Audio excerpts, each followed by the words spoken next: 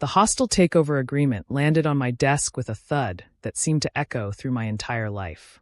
My brother-in-law, Marcus, stood across from me in my own office, smirking like he'd already won. Behind him, my wife Serena avoided my eyes, her perfectly manicured nails tapping against her designer purse. "Sign it or lose everything," Marcus said, his voice dripping with satisfaction. "We've got 51% of the board. It's over, Adrian." I looked down at the papers, then back at my wife of 7 years. The woman I'd built this company for. The woman who was now standing with her brother to destroy me. My name is Adrian Park, and I'm 35 years old. 5 years ago, I founded Next-Gen Security Systems in my garage with nothing but a laptop, a soldering iron, and an idea for revolutionizing home security through AI integration. Today, it was valued at $100 million. Tomorrow, if Marcus had his way, it would be his. "Serena," I said quietly, "you're really doing this?" She finally met my eyes, her expression cold. "It's just business, Adrian. Marcus can take the company to the next level. You're too cautious." Cautious. That's what she called it when I refused her brother's increasingly aggressive expansion plans. When I wouldn't compromise our product quality for faster profits. When I insisted on maintaining the engineering standards that had built our reputation. I picked up the pen, feeling its weight. 5 years of 18-hour days. 5 years of missed vacations, postponed dreams, everything sacrificed for this company. And now my own wife was taking it away. "Before I sign," I said slowly, "I need to know why." Marcus laughed, a harsh sound that filled my office. "Why?" "Because you're sitting on a gold mine and playing it like a hobby. Do you know what I could do with your military contracts? Your government connections? I could triple the valuation in 6 months. By cutting corners," I said. "By compromising security protocols. By selling our clients' data to the highest bidder. By being smart," he corrected.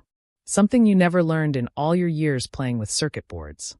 I looked at the pen in my hand, then at the photograph on my desk. Serena and me on our wedding day, both of us laughing at some forgotten joke. When had she stopped laughing with me and started plotting against me? "How long?" I asked her. "How long have you been planning this?" She shrugged, elegant even in her betrayal. "Does it matter? Just sign the papers, Adrian. Take your payout and go build another little startup. It's what you're good at. Little startup."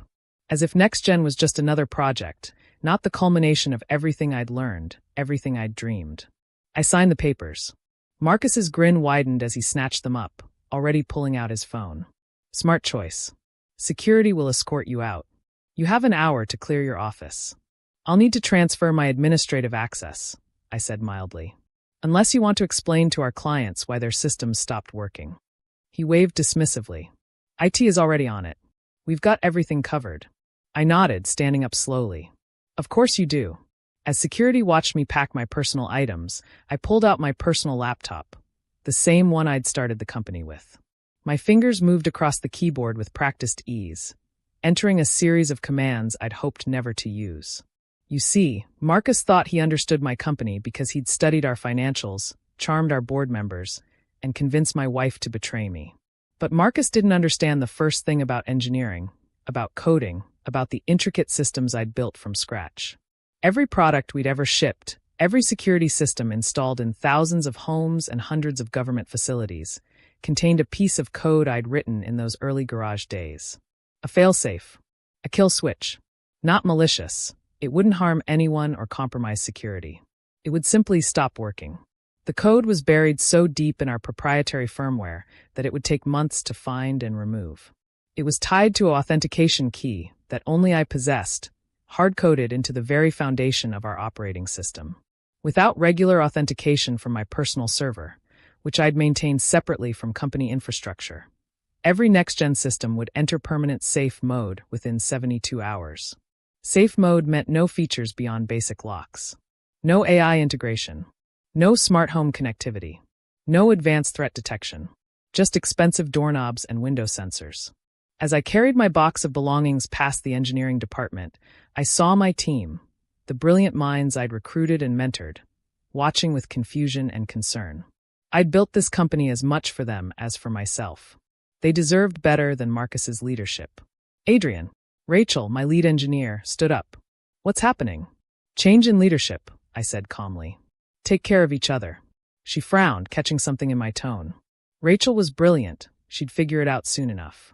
The next morning, I woke up in the apartment I'd hastily rented, my phone already buzzing with notifications. I ignored them, making coffee and settling onto the balcony to watch the sunrise. It was the first sunrise I'd seen in months that wasn't from my office window. At exactly 9 a.m., my phone rang. "Marcus, what did you do?" he screamed.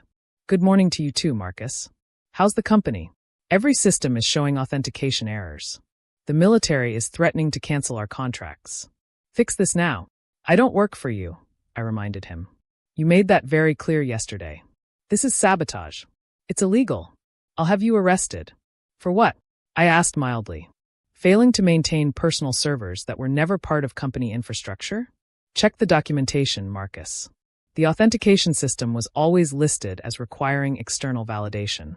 It's not my fault you didn't understand what you were taking over. You built a kill switch into our products.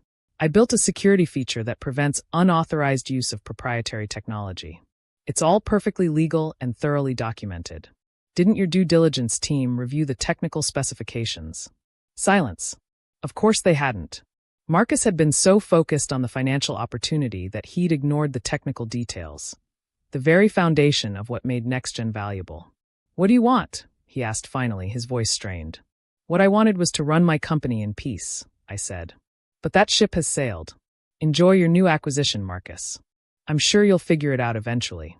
I hung up and turned off my phone. The next few days were entertaining, to say the least. The tech press had a field day. NextGen systems fail nationwide. Military contracts in jeopardy as security systems malfunction. New CEO scrambles as company valuation plummets. My former employees started reaching out. Rachel was first. "Adrian, the authentication servers. They're not company property, are they?" "Never were," I confirmed. "Personal project. Predated the company founding." "Genius," she breathed. "How long do they have?" "About 60 hours before permanent lockout. And to fix it? Complete firmware rebuild. New architecture. 6 months minimum, assuming they can find engineers good enough to reverse engineer 5 years of my work." She was quiet for a moment. "They fired half the engineering team this morning. Said we were redundant." My jaw clenched. I'd suspected Marcus would make cuts, but this was faster than expected. "Who's left?" "Junior developers. No one who understands the core architecture." An idea began forming. "Rachel, how many of the senior engineers did they let go?" 12 of us. They kept the ones willing to sign brutal non-competes. Interested in a new project? Within a week, I'd recruited my entire former core team. While Marcus scrambled to understand why his $100 million acquisition was now worth less than the building it occupied, we were already designing NextGen's successor. Phoenix Security Solutions. Rising from the ashes of betrayal. The authentication deadline came and went. Every NextGen system in the country entered permanent safe mode. The military canceled their contracts. The lawsuits began rolling in. Marcus tried everything, hiring hackers, threatening legal action, even attempting to reverse engineer the code. Nothing worked. The kill switch I'd built was too fundamental, too deeply integrated into every component. Serena called me 2 weeks after the takeover, her voice lacking its usual confidence. "Adrian, please. The company is hemorrhaging money. Marcus is having a breakdown. The board is talking about bankruptcy. And I made a mistake. We can work this out. Come back, fix the systems, and we'll restructure the deal." "There is no deal," I said firmly. "You and Marcus wanted the company. You got it. Every worthless line of code, every useless piece of hardware. Congratulations. You did this on purpose. You knew this would happen. I built security systems, Serena. Did you really think I wouldn't secure them against hostile takeover? Did you think I was so naive that I wouldn't protect 5 years of my life's work?" "This is cruel," she whispered. "You're destroying everything out of spite." "No," I corrected. "I'm letting you experience the consequences of your choices. You wanted a company without understanding what made it valuable. You got exactly what you asked for, the shell without the soul. I'm your wife." "Were," I said. "The divorce papers will be filed Monday. I suggest you and Marcus focus on explaining to your investors how you destroyed a $100 million company in less than a month." Phoenix Security Solutions launched 6 months later with revolutionary technology that made NextGen systems look antiquated. My core team had been hungry to innovate without Marcus's interference, and we'd created something extraordinary. The military, burned by NextGen's collapse, was eager for a reliable alternative. Our first-year contracts exceeded $50 million.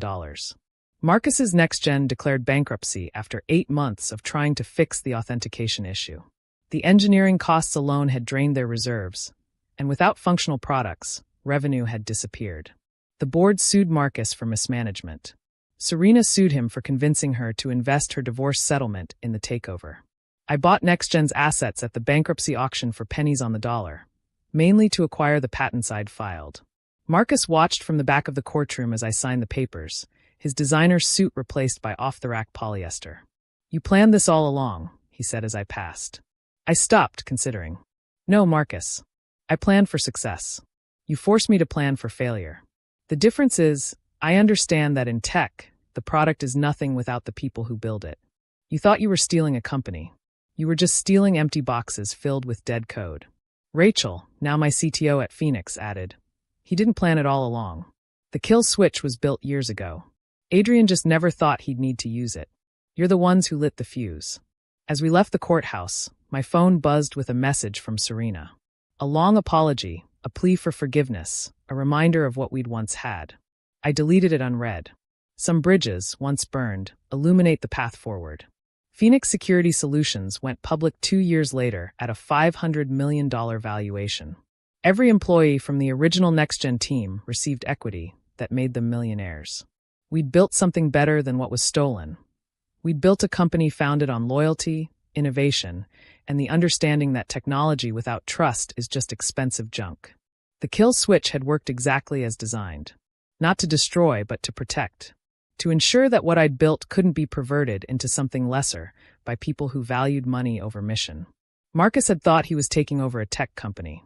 He'd really just inherited a very expensive lesson in why you should never underestimate the engineer who built the machine. My office at Phoenix has the same desk, the same chair, even some of the same photos, minus one wedding picture. But now it also has a small plaque that Rachel gave me on our launch day. It reads, "The best security system is the one that protects what matters most." What mattered most was never the company itself. It was the integrity of what we'd built, the trust of our clients, and the brilliance of our team. Marcus could steal the company, but he couldn't steal its soul. And without that soul, all he'd won was the right to watch $100 million disappear overnight. The kill switch wasn't revenge. It was justice, delivered in the only language people like Marcus understand: complete and total system failure.